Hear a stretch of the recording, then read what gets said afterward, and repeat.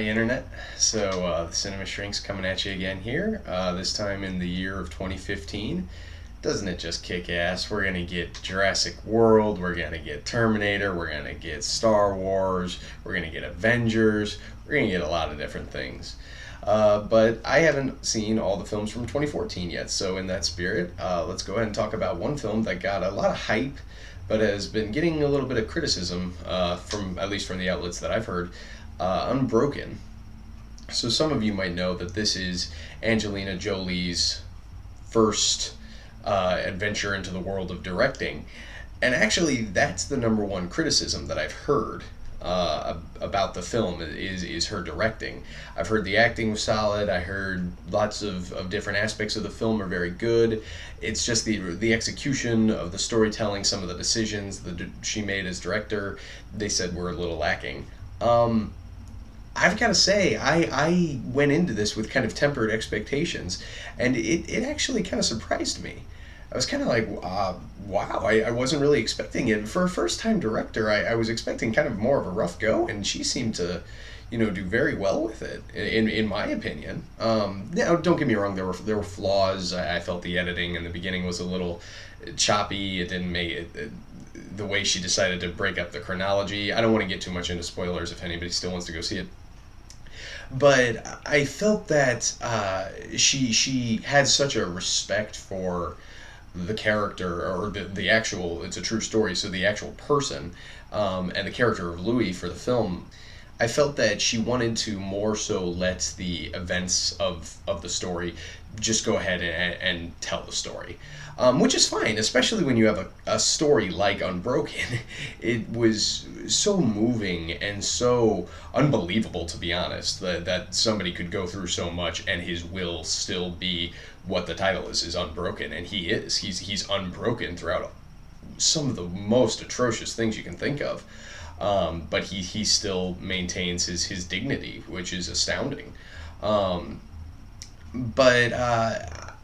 I think she had such a reverence for that some of her directing choices were a little reserved, and the only time that I felt that she took a risk was near the end, and it was one of my favorite parts of the movie, was when they actually give a little bit of like another side of the coin to the villain, if you will, of the movie. They give a little bit of more insight. Again, I'm not going to go into spoilers, but it shows a little bit more of like maybe why he's doing what he's doing, which he didn't have to do, but it complemented the story very well. Essentially, what I come out of Unbroken thinking is that she loved the story, let the events speak for themselves, let them wash over the audience of going like, wow, this guy did all these amazing things. But she didn't make a whole lot of like, how am I going to tell this story? She more just said, let the events speak for themselves. And what I mean by that, for maybe some of you who don't understand, would be if you've ever seen Schindler's List, Steven Spielberg could have let any story from the Holocaust tell itself, because it's very emotional, very powerful. But what Spielberg did was interesting and kind of risky too. He made a decision to say, how can I tell this story in a way that the points will even be driven home more? And in the hands of an inexperienced director, that can really backfire. That can actually come across as offensive. Nobody says that about Schindler's List, because Steven Spielberg's a master film creator. But the decision to make the little girl the only color in the film, the decision to film it like a 1992 or 3, whenever the film came out, film, but to make it black and white at the same time. He made a lot of these conscious decisions to sort of give an atmosphere, to really focus on different elements that I felt Angelina Jolie crafted well, but more so out of an adherence to just the story.